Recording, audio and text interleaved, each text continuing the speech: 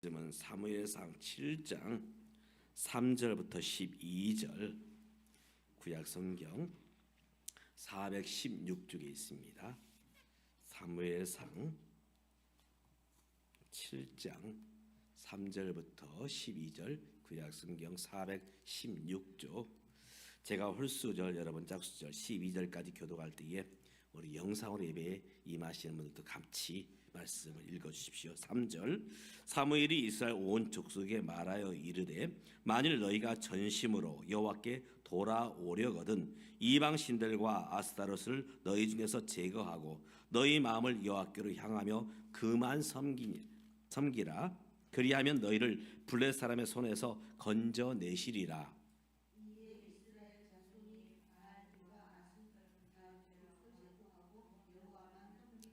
사무엘이 이르되 온 이스라엘은 미스바로 모이라. 내가 너희를 위하여 여호와께 기도하리라 하매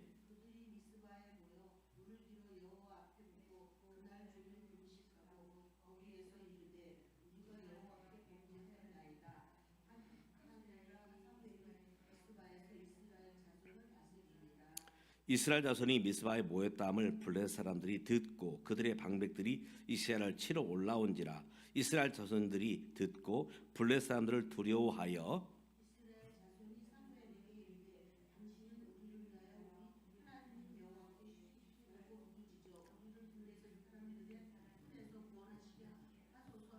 사무엘이 젖 먹는 어린 양 하나를 가져다가 온전한 번제를 여호와께 드리고 이스라엘을 위하여 여호와께 부르짖음에 여호와께서 응답하셨더라.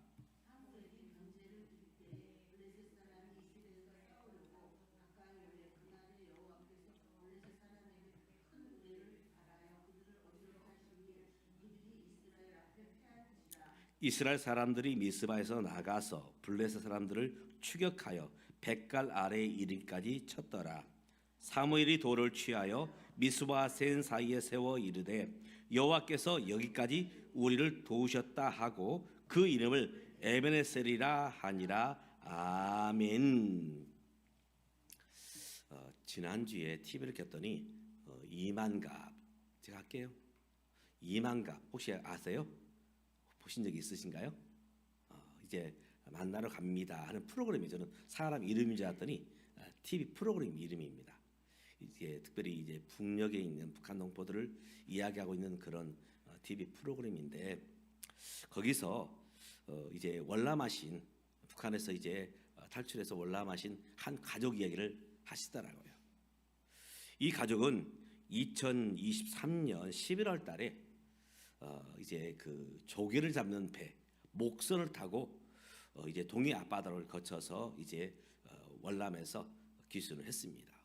월남을 하셨는데 그 과정이 정말 영화 같더라고요. 이제 이 목선, 그렇게 크지 않은 배입니다. 이 배를 타고서 동해로 가서 이제 좀 멀찍이 가서 이제 남쪽으로 내려오는 여정인데, 그만 이제 NLL 그 이제 즈음에서 북한 경비정에게 발각이 됩니다. 그래서 뒤에서는 이제 경비정이 이제 이 고함을 치면서 이제 그 방송을 내보내면서 멈추라 하면서 그렇지 않으면 쏘겠다 하면서 경비정이 쫓아옵니다. 어차피 발각돼도 죽습니다. 거기서 총에 맞아 죽을 수도 있고, 그래서 끝까지 가보자 해서 이 작은 배를 타고 가는데 이 파도 때문에 파도 때문에 앞을 향해서 나가기가 쉽지 않아요. 감사한 것은 이 파도로 인해서 경비정 또한 이 목선에 가까이 대지를 못합니다. 그래서 이 정말 살려달라고 그 마음속에 많이 이렇게 속으로 빌었대요. 누구한테 빌었는지 모르지만 빨리 난 우리가 이 죽음의 순간에서 벗어났으면 좋겠다. 우리를 살려주세요. 그런데 이 파도로 인해서 이 파도가 높이 이제 솟구칠수록 이 배는 어떻게 되느냐, 더 빨리 남쪽으로 들어갑니다. 파도가 슉 하고 이 배를 남쪽으로 내보내요. 그래서 정말 구사일생으로 이제 NLL을 넘었고, 그리고 이제 이 남한으로 올 수 있었다, 그런 얘기를 하더라고요. 우리는 살아가면서 무언가의 도움을 받고 삶을 삽니다. 사람 인자, 한문으로 보면 사람 인자에 보면 이제 하나의 모습이 다른 이제 모습에 기대어 있는 거. 우리가 이 땅에 태어나면서 부모를 기대어 삽니다. 또 형제와 동기를 기대어 살죠. 또 나이가 늙으면 자식을 기대어 삽니다. 혼자서 살아가는 인생은 아무도 없죠. 누군가의 도움을 받고 삶을 살아요. 심지어는 이렇게 파도에 도움을 받아서 삶을 살기도 합니다. 중요한 것은 사람의 도움은 한계가 있습니다. 사랑하는 부모 형제지만, 사랑하는 남편과 아내이지만 우리를 끝까지 영원히 도와줄 수 있느냐? 사랑하는 부모, 사랑하는 자녀, 사랑하는 가족들이지만 사실은 도와주고 싶어도 도와주지 못할 그런 상황도 있다는 것이죠. 그러나 끝까지 영원히 우리를 책임지시며 도와주신 분이 계십니다. 바로 생사화복을 주장하신 하나님이십니다. 이스라엘 백성들이 애굽에서 종으로 삶을 살게 됩니다. 하나님의 도우심 가운데 하나님 모세를 보내셨고 모세를 통해서 이스라엘 백성을 종되었던 애굽에서 이끌어내십니다. 그리고 그들은 이제 약속의 땅 가나안에 이르게 됩니다. 그런데 이 약속의 땅에서 이스라엘 백성들은 어떠했느냐? 참으로 복되고 아름답게 행복하게 삶을 살았느냐? 사실 그렇지 못했습니다. 그 이유가 무엇일까? 그들이 애굽에서 나오는 여정에서는 하나님의 도우심이 있었죠. 하나님의 역사하심이 있었습니다. 10가지 재앙을 애굽 땅에 내리고 홍해를 건너고 또 낮에는 구름 기둥 밤에는 불 기둥 만나와 메추라기를 먹고 하나님의 도우심 가운데 그들이 이 광야의 여정 40년의 여정을 이제 지나오게 될 수 있었지요. 그러나 축복의 땅 가나안에 살면서 그들은 참으로 어려운 삶을 살아야 했습니다. 그 이유가 무엇일까? 하나님께서 저와 여러분을 바로 축복의 자녀로 축복의 아들 딸로 저와 여러분을 불러주셨습니다. 그러면 당연히 저와 여러분 복받은 사람으로 삶을 살아야 되는데 그렇지 못한 모습이 무엇일까? 오늘 성경에 보면 이 모습을 우리에게 잘 보여주고 있습니다. 오늘 사무엘상 우리가 7장의 말씀을 읽었는데요. 사무엘 3장, 4장, 5장, 6장은 7장의 배경이 되는 말씀입니다. 이스라엘 백성은 당시 블레셋 민족과 전쟁 중에 있었어요. 블레셋 민족은 수는 많지 않아도 그들이 가진 무기가 정말 뛰어났습니다. 그들은 철기로 만든 무기들입니다. 거기에 비하면 이스라엘 백성들은 겨우 이제 삽과 갱이, 막대기, 돌 그리고 이제 당시 이제 나중에 임금이 되는 사울 왕과 그의 아들 왕자 요나단은 그가 가진 검들은 약한 검이었어요. 철기 검에 말하면 견줄 수 없는 사실은 약한 검이었습니다. 열악한 환경이었지요.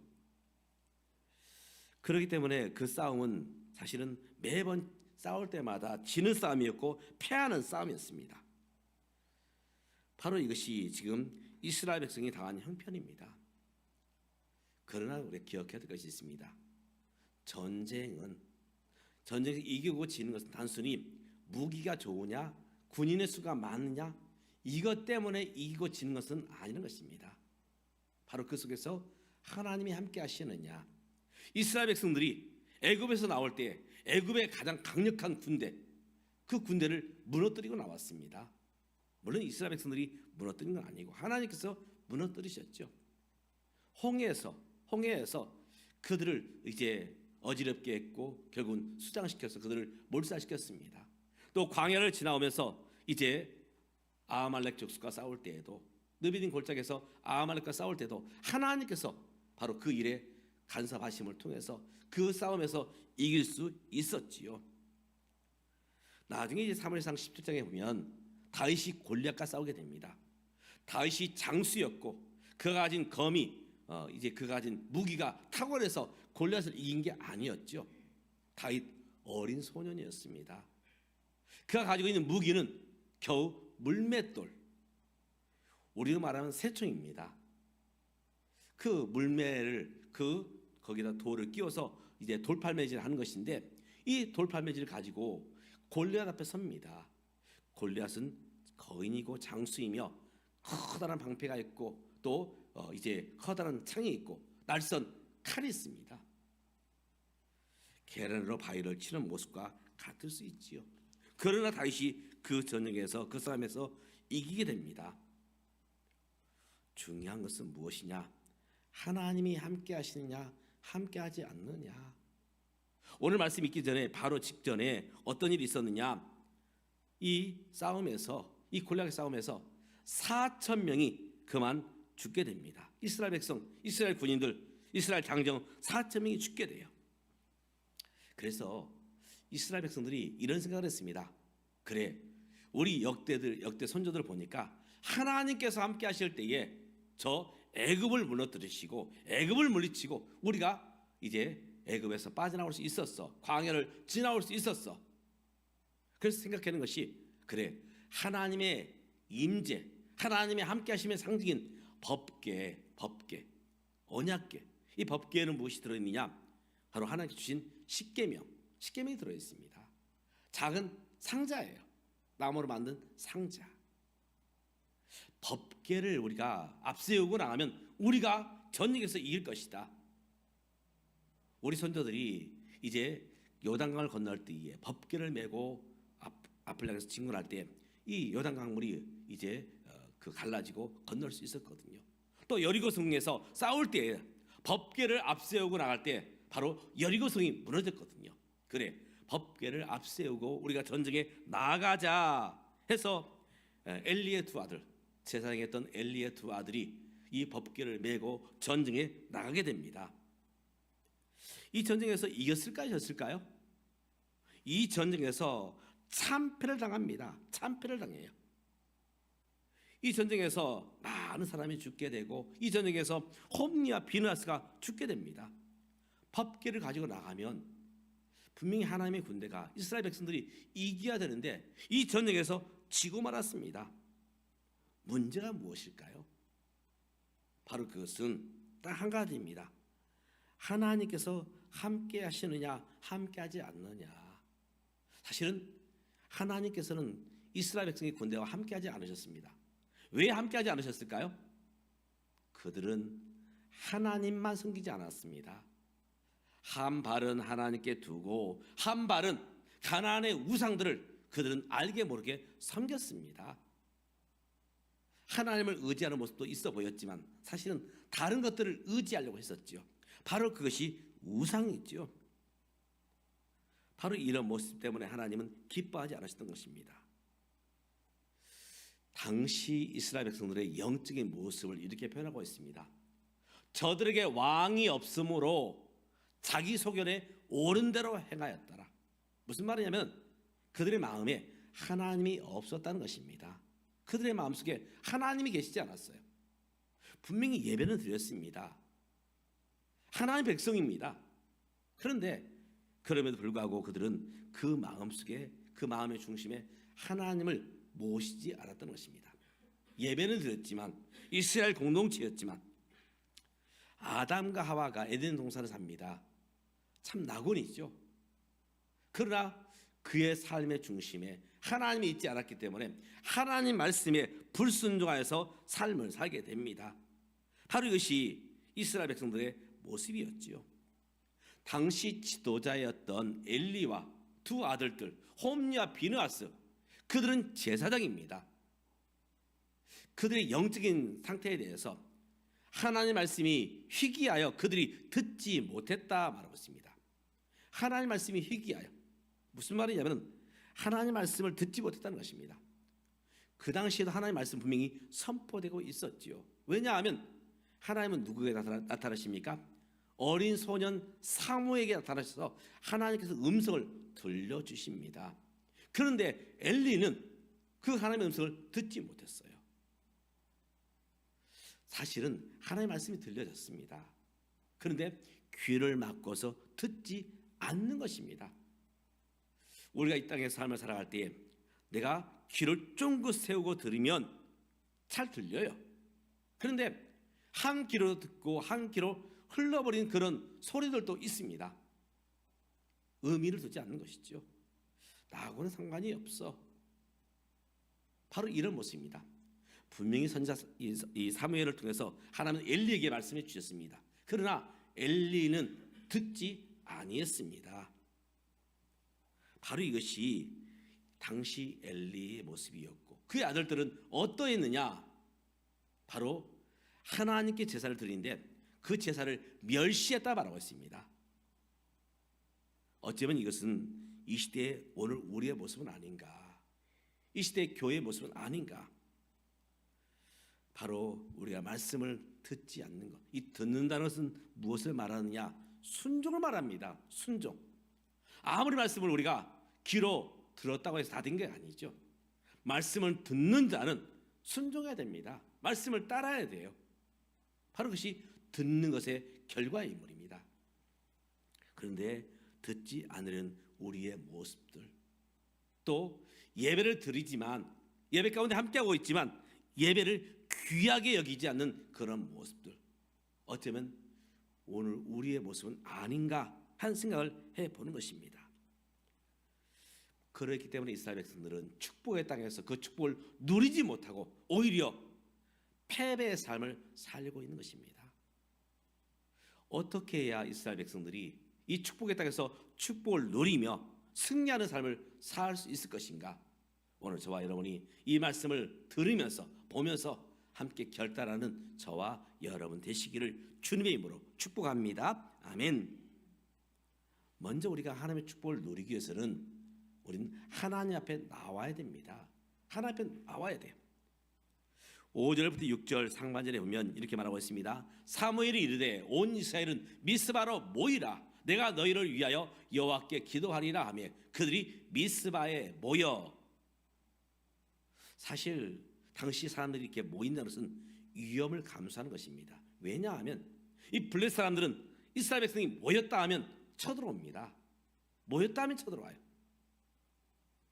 그런데 이번에는 선지자 사무엘을 통해서 말씀하십니다. 너희는 미스바로 모이라. 하나님의 말씀이 이제 이스라엘 백성 가운데 선포되었습니다. 바로 사무엘 선지자의 말씀을 따라서 그들이 모였습니다. 하나님 앞에 나왔습니다.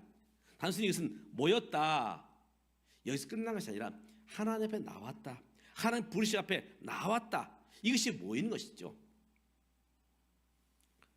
사람이 얼마나 많이 모이느냐, 그래서 그 모임에 대해서 성공과 실패를 판단할 때 많이 모이면 성공, 적게 모이면 실패? 아닙니다. 하나님 부르심에 순종하여 나오는 것, 모이는 것, 이건 성공입니다. 마지막 때의 모습을 히브리서 기자는 말하고 있습니다. 모이기를 패하는 어떤 사람들 습관과 같이 하지 말고 오직 권하여 그날의 가까움을 볼수록 더욱 모이라 말하고 있습니다. 사실 코로나 이후에 한국교회가 참 많은 부분에서 힘들고 어렵습니다. 모이지 않습니다. 모이지 않으려고 해요. 그냥 영상으로 보면 되지, 그냥 다음에 나가면 되지, 모이는 것에 우리의 마음을 두지 않으려고 합니다. 하나님의 부르심 앞에 나와야 됩니다. 이 교회라는 뜻이 어떤 뜻이냐? 하나님 부르심 앞에 나온 자들, 이것이 교회 그 어원적인 단어의 이 뜻인 것입니다. 주님은 말씀하십니다. 진실로 다시 너희에게 이르노니 너희 중에 두 사람의 땅에서 합심하여 무엇인지 구하면 하늘에 계신 내 아버지께서 너희를 위하여 이루게 하시리라. 두세 사람이 내 이름으로 모인 곳에는 나도 그들 중에 있느니라. 바로 모이는 것, 두세 사람이 내 이름으로 모이는 것이 바로 주님의 뜻이지요. 비록 두 사람이 모였지만 바울과 실라가 모여서 함께 손잡고 기도할 때 그들에게 매였던 착고가 풀리고 옥문이 열리는 그런 역사가 있게 되었습니다. 그러나 하나님 부르심이 아닌 그런 모임이 아닌 그냥 대중 집회에서 어땠습니까? 4만 명이 법궤를 앞세우고 나갔지만 그 전쟁에서 완패를 당하고 만 것입니다. 오늘 저와 여러분이 하나님 부르심 앞에 모일 수 있는, 하나님 부르심 앞에 나올 수 있는 저와 여러분 되시기를 주님의 이름으로 축복합니다. 아멘. 두 번째로 오늘 이스라엘 백성들이 이 승리를 경험할 수 있는 것은 무엇인가? 바로 금식하며 회개하게 됩니다. 6절의 말씀을 보면 그들이 미스바에 모여 물을 길어 여호와 앞에 붓고 그날의 종일 금식하고 거기에서 이르되 우리가 여호와께 범죄하였나이다 하니라. 아멘. 우리가 어려움 당할 때에 두 가지 반응을 가져야 됩니다. 첫 번째는 감사입니다. 감사. 두 번째는 회개. 아무리 어려운 일을 우리가 이제 맞이해도, 그 어려운 일을 만나도 분명히 거기에는 또 이제 감사할 부분들이 있어요. 우리 환경이 힘들어 계속해서 우리가 불평과 원망만 쏟아낸다면 어떻게 될 것인가? 가정에서 불평과 원망만 있습니다. 회사에서 일터에서 불평과 원망만 있어요. 그러면 그 공동체가 정말 살만나는 그런 공동체가 될까요? 그렇지 않습니다. 더 어려워지고 더 마음이 나누게 됩니다. 그때 그래도 우리에게는 이렇게 이제 함께 할 수 있는 회사가 있어, 가정이 있어. 우리가 긍정적인 부분들을 바라보아야 됩니다. 그러면 나도 좋고 식구들도 좋고 나도 좋고 함께 일하는 동료도 좋아지는 것입니다. 공동체는 한 가지 불평을 늘어놓다 보면 계속해서 그 마음이 나눠지게 될 수밖에 없습니다. 그 속에서 감사하고 그 속에서 칭찬하면 그 공동체는 이제 정말 희망을 가지고 앞을 향해 나갈 수 있는 것이죠. 교회도 마찬가지입니다. 교회 연약한 모습들, 그 속에서 우리가 함께 우리가 감사하며 서면 하나님께서 더 좋은 것들을 허락해 주시지요. 믿음의 사람 욥, 그는 다 잃어버렸죠. 재산도 잃어버렸고 생태 같은 10명의 자식도 잃어버렸고 건강도 잃어버렸습니다. 그때 욥은 이렇게 말합니다. 주신 분도 하나님이시요 취하신 분도 하나님이십니다 하면서 하나님께 찬양을 합니다. 찬양을 해요. 그때 하나님께서는 욥을 바로 회복시켜 주셨습니다. 우리가 힘들고 어렵지만 그 속에서 주신 하나님의 은혜를 따라서 감사하는 그런 모습을 가져야 될 것입니다. 또 함께 우리가 정말 열심을 다해서 최선을 다했지만 정말 내 힘으로 안 되는 것들 앞에서 우리는 어떻게 해야 되느냐? 우리 자신을 돌아보아야 됩니다. 나에게 부족한 모습이 무엇일까? 나에게 부족한 모습, 내가 하나님 앞에서 부족한 모습이 무엇일까? 바로 그것을 우리는 다른 말로 회개입니다. 우리가 일이 잘 되고 형통할 때는 나 자신을 돌아보지 못합니다. 그러나 힘들고 어려운 일을 만나면 비로소 우리 자신을 돌아보게 되지요. 내가 어떤 모습으로 살아왔는가? 나 자신을 돌아보는 그런 시간을 갖는다는 것은 참으로 귀한 일입니다. 믿음의 사람 다윗 어떠했습니까? 다윗은 사실 한평생 하나님을 섬기는 마음으로 섰지만 그러나 이 다윗은 하나님 앞에 범죄합니다. 부하의 아내를 강제로 취했고 이 일로 인해서 사실은 다윗이 큰 죄를 짓게 됩니다. 그때 다윗은 회개합니다. 회개해요. 베드로 어떻습니까? 베드로 그가 하나님 앞에서 예수님을 3번씩이나 부인하며 모른다고 말합니다. 그러나 회개하죠. 우리가 죄를 지었느냐 짓지 않았느냐, 우리 인생은 사실은 늘 죄 앞에 서 있습니다. 그때에 회개하는 자, 하나님께 돌아오는 자, 바로 그를 통해서 하나님은 역사하신다는 것입니다. 그렇기 때문에 우리는 바로 하나님 앞에서 우리는 우리의 모습을 돌아보는 그런 시간들이 있어야 되는 것입니다. 그래서 요한일서 1장 9절에 보면 만일 우리가 우리 죄를 자백하면 저는 미쁘시고 의로우사 우리 죄를 사하시며 모든 불의에서 우리를 깨끗하게 하신다 약속하고 있습니다. 오늘 저와 여러분이 우리 자신을 돌아보면서 하나님의 은혜를, 하나님의 도심을 덧입는 저와 여러분 되시기를 주님의 이름으로 축복합니다. 아멘. 세 번째로 이스라엘 백성들이 바로 도움을, 하나님의 도심을 덧입을 수 있었던 것, 바로 그것은 무엇이냐? 그들은 기도하게 됩니다. 기도. 8절의 말씀에 보면 이렇게 말하고 있습니다. 이스라엘 자손이 사무엘에게 이르되 당신은 우리를 위하여 우리 하나님 여호와께 쉬지 말고 부르짖어 우리를 블레 사람들의 손에서 구원하시게 하소서. 기도 요청을 하고 있죠. 기도 요청. 사실 우리 인간의 힘으로는 어찌할 수 없는 환경들이 많이 있지요.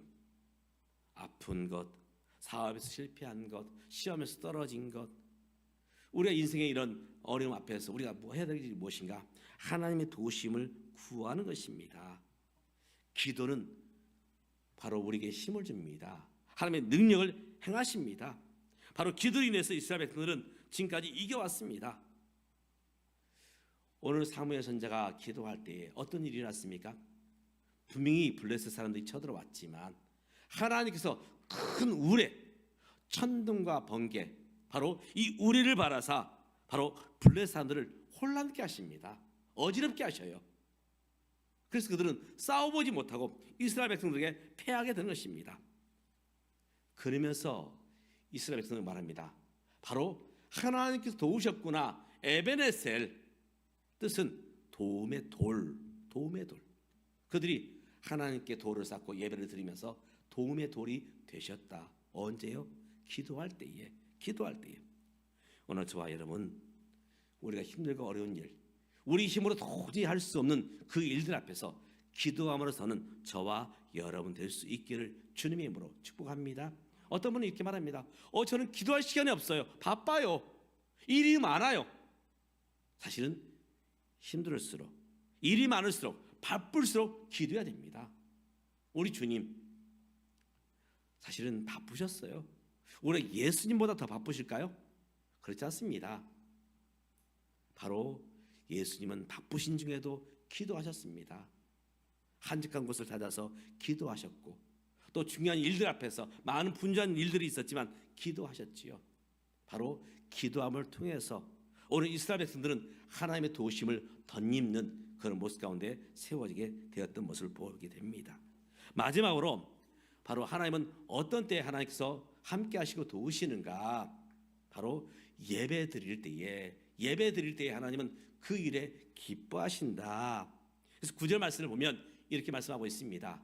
사무엘이 젖먹는 어린 양 하나를 가져다가 온전한 번제를 여호와께 드리고 이스라엘을 위하여 여호와께 부르짖음에 여호와께서 응답하셨더라. 바로 번제, 예배를 드렸습니다. 하나님이 가장 기뻐하는 일 중에 하나가 무엇입니까? 사실은 예배예요. 당시 예배의 모습은 예배는 있었지만, 형식은 있었지만 그들의 마음과 삶을 온전히 주 앞에 드리지 못했지요. 그러나 이제 사무엘과 온 이스라엘 백성들이 하나님께 향하여서 예배를 드릴 때 그 예배를 받으셨다. 예배를 영어로 말하면 워십 이렇게 말합니다. 워십. 우리 보통 워십하면 춤추며 댄싱하는 것 그렇게 말하는데 아닙니다. 예배, 워십의 뜻은 최고의 가치를 하나님께 돌려드린다. 그런 뜻입니다. 최고로 드리는 거예요. 하나님을 가장 귀하게 여기는 것이 예배입니다. 우리 이제 아이들이 엄마 아빠 재롱을 피울 때에 이런 단어를 쓸 때가 있어요. 엄마 최고, 아빠 최고. 그러면 엄마 아빠가 어떨까요? 엄마 아빠는 정말 기분 좋아하시지요. 또 우리 손주들을 키울 때 우리 손주들이 할아버지 최고, 할머니 최고 이렇게 이야기하면 할아버지 할머니들은 정말 코가 귀에 걸리죠. 하나님도 마찬가지입니다. 오늘 우리 삶 가운데 가장 기뻐하는 모습이 무엇이냐? 예배입니다. 예배. 그분의 믿음 상태를 어떻게 평가할 수 있느냐? 성경 지식이 얼마나 많으냐? 아닙니다. 교회 직분이 무엇이냐? 그것도 아니에요. 하나님께서 우리를 가장 귀하게 여기시는 것 바로 예배입니다. 예배. 어떤 큰 교회에서 이제 장로님들과 권사님들과 안수 집사님을 세우는 이제 투표를 했습니다. 그리고 이제 막바로 이제 그분들을 이제 직분자로 세우는 게 아니거든요. 몇 개월 동안 교회에서 교육하고 가르칩니다. 자, 우리 장로님 되실 분들, 권사님 되실 분들, 또 우리 안수 집사님 되실 분들 어떻게 하나님을 섬기시겠습니까? 그랬더니 어떤 분은 내가 헌금을 많이 하겠습니다. 내가 열심히 봉사하겠습니다. 그때 목사님이 이렇게 말씀하셨던 것입니다. 물론 그것도 중요합니다. 그런데 중직자라 한다면 가장 신경 쓰고 가장 헌신할 부분이 무엇인지 아십니까? 바로 그것이 예배입니다. 예배. 사랑하는 우리 장로님 후보 여러분, 안수 집사님 후보 여러분, 우리 권사님 후보 여러분, 예배에 여러분의 마음을 두시기 바랍니다. 그러면 하나님께서 기뻐하실 것입니다. 그것은 오늘 저와 여러분은 마찬가지입니다. 사실 예배가 너무 흔하지요. 예배가 너무 많다고 생각을 합니다. 그러다 보니 예배의 그 귀함을 미처 깨닫지 못한다는 것입니다. 분명히 이 당시에도 예배가 있었어요. 그러나 그 예배 속에서 그들은 마음을 들이지 아니했습니다. 그저 양 한 마리, 그저 비둘기 한 마리, 그저 곡식 조금, 이것으로 나는 할 일 다 했다, 한 시간 채웠다, 한 시간 때웠다, 그런 모습으로 그들은 그 당시 신앙생활을 했던 것입니다. 그러나 그들이 온 마음을 다해서 하나님께 예배할 때 그 예배를 하나님 받으셨지요. 그리고 하나님이 이스라엘 백성을 도와주셨습니다. 오늘 우리는 누군가의 도움을 받고서 삶을 살아갑니다. 사람의 도움, 아빠, 엄마의 도움, 또 자식들의 도움, 또 남편과 아내의 도움 분명히 필요합니다. 그러나 우리를 정말 도와줄 분이 누구인가? 바로 에베네셀이신 하나님 한 분이십니다. 그 하나님은 어떤 자를 향해서 도움의 손길을 내미시느냐? 하나님께 나오는 자, 기도하는 자, 회개하는 자, 그리고 말씀에 순종하는 자, 그리고 하나님께 온 마음을 들여 예배하는 자, 그를 기뻐하시고 그를 도움의 손길로 이끄심을 기억하면서 오늘 저와 여러분이 하나님의 도우심을 덧입는 우리의 모습이 될 수 있기를 주님의 이름으로 축복합니다. 기도하겠습니다. 하나님, 그렇습니다. 우리는 우리의 힘으로 혼자로서는 이 땅에서 승리할 수 없음을 솔직히 고백합니다. 하나님, 부모님의 도움도 필요하고 자식의 도움도 필요하고 남편과 아내의 도움도 필요하고 성도들의 도움도 필요하지만, 그러나 가장 도와줄 분은 오직 하나님 한 분이심을 고백합니다. 하나님, 도와주셔서 주의 도우심 가운데 우리의 삶이 세워지며, 주님의 도우심 가운데 우리들의 가정이 세워지며, 주의 도우심 가운데 우리 일터가 세워지며, 주의 도우심 가운데 우리의 교회가 아름답게 설 수 있게 하나님 축복해 주시옵소서. 예수님의 이름으로 기도드리옵나이다. 아멘. 주신 말씀 생각하시면서 찬송가 382장입니다.